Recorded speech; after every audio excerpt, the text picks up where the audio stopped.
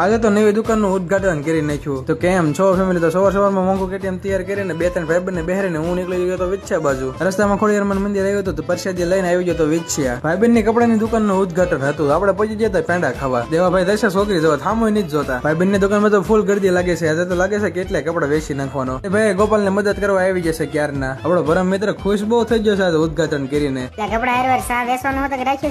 સા તો આપણે પીતા નથી. ભાઈબંધનો આગ્રહ હતો એટલે થોડોક પી લીધો. એટલામાં તો સાગરભાઈ હોતા કે આવી ગયા મુહૂર્તમાં. પછી હું ભાઈ પાર્સલ લેવા ગયા હતા ને એમાં ભાઈ હોતા કે દુકાનનો પેંડા ને એવું ખવડાવી દીધું. આપણે વેચ્યાની હસ્તી આપણે લાભુડી તો બાકી જ રાખી પેંડા ખવડાવવામાં. એને એક પેંડો ખવડાવવા દીધો પણ એ કીસ ના આપણે તો શરદી છે એટલે ખાવો જ નથી પેંડો. એમાં ઇતિહાસ અષાઢી બીજ તો બેન લાભુડીએ બનાવી નાખ્યો પ્લાન કે જવું છે સતરંગ મેળામાં. અષાઢી બીજ ના મેળામાં તો બહુ ગળદી હોય એટલે વાહને કેટલાય નીકળે છે. અમરાપુર થઈને આવી ગયા સતરંગ મેળામાં. મેળાનું તો ખાલી નામ છે, બધા આવે છે રામદેવ પીરના દર્શન કરવા. આપણે જવાનું છે દર્શન કરવા પણ સીધી રીતે વારો આવો છે નહીં એટલે પાછળના દરવાજેથી જવાનું છે. અહીંયા તો હાલે એટલી જગ્યા નથી.